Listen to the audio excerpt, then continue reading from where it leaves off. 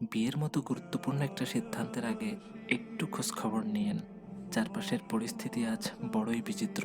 এখন আর শুধু হিজাব নিকাব দেখে কিংবা স্কুল মাদ্রাসার পার্থক্য দিয়ে মানুষের ভেতরটা চেনা যায় না। পর্দার আড়ালে কিংবা আধুনিকতার ভিড়ে সবখানেই আজ ফিতনার হাতছানি। জীবনসঙ্গী নির্বাচনে গায়ের রং কিংবা চেহারার জৌলুসকে মাপকাঠি বানাবেন না।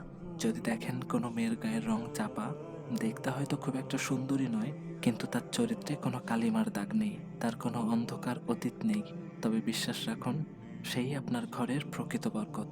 যার হায়া বা লজ্জা অটুট আছে, সেই নারী আপনার জান্নাতের পথে সহযাত্রী হওয়ার যোগ্য।